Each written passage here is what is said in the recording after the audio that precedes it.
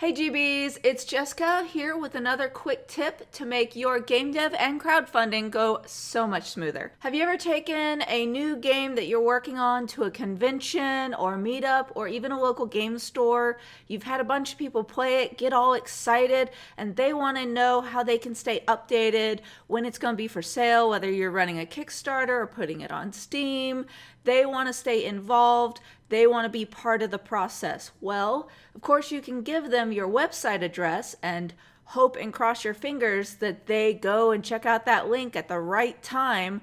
Or you can use this new tool I'm about to show you to take people to the right spot every time so they can stay up to date on your latest projects, even down the road. So sit back, relax, and get your geek on. The first thing is what I always recommend when we talk about websites is step 1, to have your own hosting. Step 2, to have your own domain, your own URL, your own .com preferably. Is step 3, which is if you're going to have a website, you might as well throw that thing on WordPress and let WordPress do all the heavy lifting for you. Not WordPress.com. Install WordPress on your hosting site. And I know that can seem a little technical and scary. If you need me to walk you through any of it, just leave me a comment below and I'll make a video on whatever's giving you trouble. So we'll get you taken care of.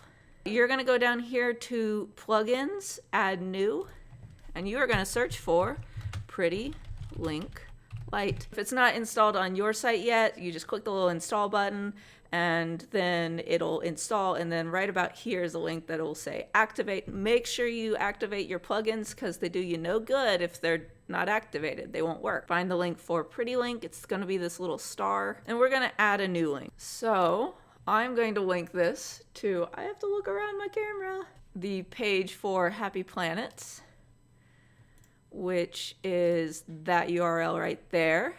I want it to be Kickstarter because this is going to be the next Kickstarter that I'm going to run, so I'm going to plug in Happy Planets in there. Now, if I want to do an expansion for Wrangled, I could put Wrangled in there. After Happy Planets, if I want to put in the next game, I can put that in there. And then when people type in geekbold.com/Kickstarter, they will always be sent to the latest page when it comes to Kickstarters and them being able to support getting those games made and getting in on special deals like maybe early bird pricing. You're going to want to make sure that it's a temporary link if you're going to change this around every so often. And this basically tells Google what you're doing with it because it likes the permanent links better. It trusts them more. But if you're shifting those permanent links around, it's going to stop trusting them. So if you tell it it's temporary, then that's kind of like both of you making an agreement that Google's going to let you kind of get away with that, not judge you too harshly for it. We are going to name this Kickstarter link so I can find it later. This is just really for your own purposes. Nobody will see it. It's not going to be the name of the link. Like if you pop this in Twitter, it's not going to magically turn into this or something. You want to be able to track it because you want to see how many people click on the link. So if you do drop it into Twitter and people click on that link, then you can say, oh, I've had 43 people click on that link. I can add this to an existing group if I want, and that just makes it a little easier to find. So I can add it to, like, I've got a group for my videos, and then I've got, so in the video for Grant, where we talked about Hyperbole Games, and we talked about Hocus, and we talked about Cry Havoc, I set those up as links so I can link people directly to Hocus in case he ever changes where that goes. And Cry Havoc, I can link to his site, I can link to the page on the Portal website, I can link to the Kickstarter whenever that comes live, and it just gives me a nice, easy way to send people where they want to go after the latest information and not have a bunch of like dead links floating around, because that would be bad.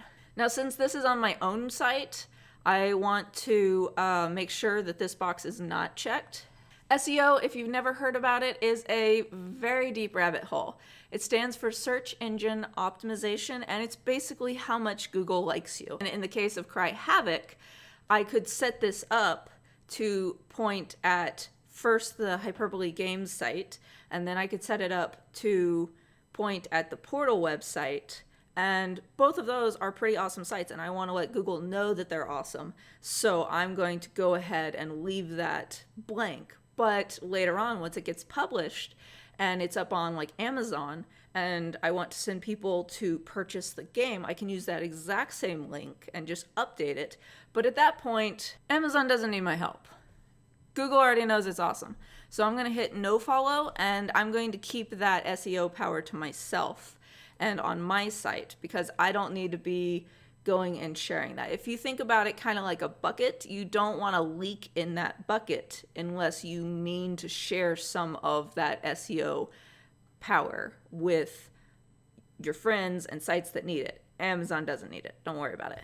So then we create the link. So if I'm talking to somebody and they want to know how to get their game published, or how to start a business, or how to design a game, well, I've got articles and videos on that, but I also have interviews with other people who give different perspectives. So maybe I want to link that video to them. This is just a very easy way to link a video and not have a super messy long link, and I can always change it if I need to. Let's see what happens when we pop that in there. So here you can see the latest Kickstarter that Geekbold's running. Maybe you looked it up off of a business card or a flyer I gave you from a convention. Geekbold.com/Kickstarter. They can pop that domain right in, and they can be pointed at whether or not there's a Kickstarter running, or maybe they'll be interested in the next game I'm making. Very important part of this is right here. So you want a way to be able to grab people's email addresses. If they come to your site, they can put in their name and email, and then you can email them whenever there's updates. And that way, whenever the Kickstarter goes live, they'll be among the first to know, and they can go be one of your early birds, get a little discount on that game, and help boost your numbers there at the very start. So that is Pretty Link Lite. I hope it's as useful for you as it has been for me. If you have a favorite plugin or tip for keeping people current on the status of your games and Kickstarters, let me know in the comments below. If you liked the video, make sure and hit the little thumbs up and subscribe so you don't miss an episode as we dive deeper into game dev and crowdfunding and tools that will just make it easier for you to share your games with the world. As always, if you want the viral crowdfunding guide, you can follow the link in the description below, or go to geekbold.com. You can get that totally for free. Thank you, GBs, for tuning in. I appreciate you showing up and getting your geek on. I'll see you next video. Let's make games.